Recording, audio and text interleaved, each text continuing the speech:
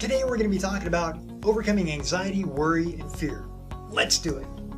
Hey, I'm Dave Ryder. I'm from BreakthroughMindsets.com, and I'm a breakthrough mindset specialist, a neuroprogrammer, a transformational coach, and a mindsetter.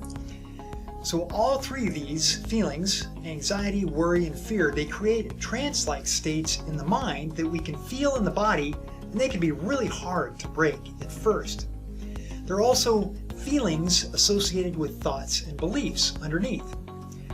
We create anxiety from conditioned thoughts or conditioning certain thoughts over and over again. And these thoughts, when habituated, are wired in the brain, in the subconscious mind, and then we feel them automatically in the body, and they feel real. Anxiety isn't something that attacks, though. It's something that we do internally in the mind, and then the body reacts to it. You know, it's like having an allergic reaction to some kind of food like dairy or wheat, and the body reacts. Thoughts and beliefs in the mind are the same way. What we think and believe, the body expresses and experiences. When we think an allergic thought, we feel anxiety, fear, and worry in the body. And if we condition these thoughts, words, and pictures that we have in the mind, they can become automatic. They do become automatic. And then they can become a real challenge to change if we don't know how. So one of the things that I do with my clients is to help them to overcome anxiety is finding when and where that anxiety started in the brain. That's called an initial sensitizing event. It's the initial imprint. It's what we call traumatic stressful events, or TSEs, the imprints in the subconscious mind. I ask questions to find the actual events that are linked and associated with these thoughts and beliefs in the brain so that we can change them. And changing what you've learned about yourself that's not true, or the beliefs that were imprinted in the mind that might have been true a long time ago but are no longer applicable, these are the thoughts and the feelings and the beliefs that seem true for you. They're the legs of the table, which I'll explain right now. If you picture anxiety as like a dining room table with legs on the table, if you climb to the top of the table and try to collapse the table by jumping up and down, the table's not going to go. That's the hardest way to collapse the table or the anxiety. Now the legs are the weak point. They're the easiest to take out. And if you take out one leg at a time, the table will go off balance and you'll be able to collapse it. The table legs represent memories and experiences around the time the anxiety first started. When you take the legs out one at a time, the table will eventually fall. Just like a little child could push over the biggest sumo wrestler if you have them close their eyes and stand on one foot, right? And they become off balance. So let me give you an example of what I know. One of the legs of anxiety is your own reaction to your own thoughts and feelings. When you react to your own thoughts and feelings as if they're true, that creates a structure in the brain, a neural network that actually becomes a thing, and it feels real.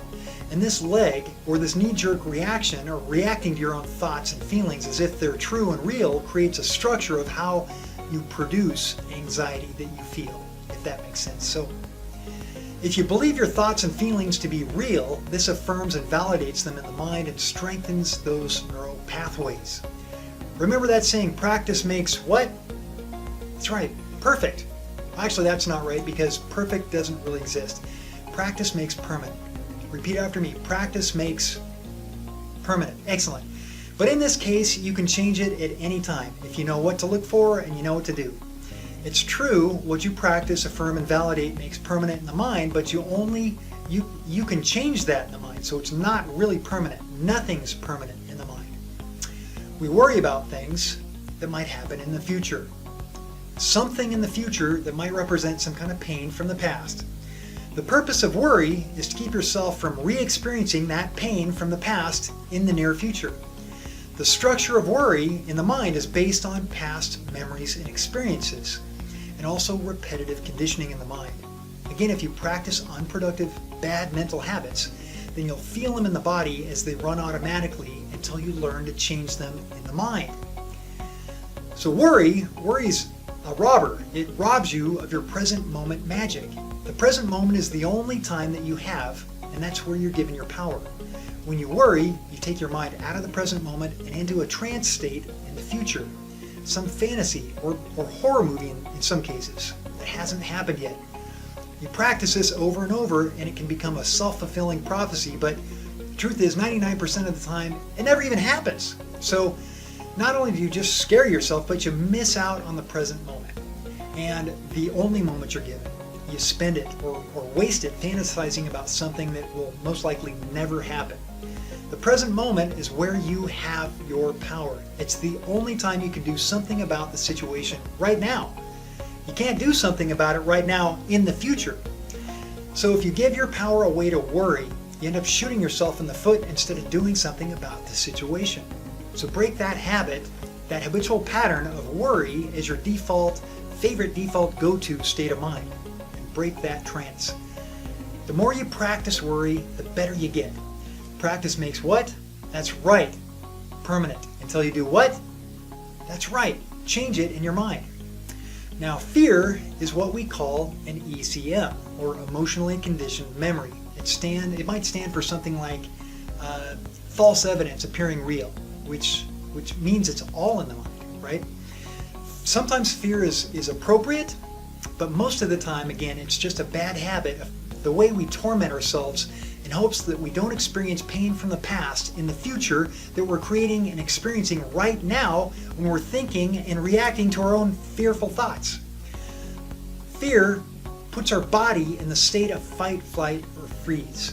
The mind's higher functions get turned off and we're ready to run like hell, or we just do nothing and avoid the situation and go eat a donut or something like that because of the fact that we're not doing anything about the situation. So when I work with my clients, fear stands for face everything and rise. And when you have help to take a closer look at your fears, what you discover is that what scared you wasn't really what you thought at all. That's why your fears can seem so tricky, because the solutions are frequently counterintuitive. Fear can cause us to not take action, and then we end up paralyzing ourselves, and we react to our own conditioned thoughts about a future based on pain in the past in hopes that we will prevent it while we're creating the feelings inside that we were hoping to avoid. So instead of experiencing fear once and for all and dissolving it, we torment ourselves over and over again until we learn how to tap into a new state of mind. So life can seem short. With excessive anxiety, worry, and fear, it can seem like a lifetime. And time doesn't fly when you're not having fun. So make your thoughts count, right? And get some help if you need it. I was at the park the other day and I heard this lady over talking. She was talking to somebody else, maybe her friend. She was saying that her back was in a lot of pain. She said, "Man, my back is really killing me. And that's why I'm not doing all this stuff." And I got up and I took my card out of my wallet and I walked over and I said, "Hey, I noticed that it looked like you're in some back pain. And I take pain away, that's what I do. So if you'd like some help, give me a call." And she said, "Nope, I'm fine." And she shrugged and turned away and she limped away, really. And it made me think, you know what FINE stands for? Freaked out, insecure, neurotic, and emotional. And that's what coping with excessive anxiety, worry, and fear does. It makes you fine, right? Don't be like that. So thanks for watching. And right now, what I want you to do is leave a comment for me below. And like this video. Either way, I'll see you next time. Thanks again for watching.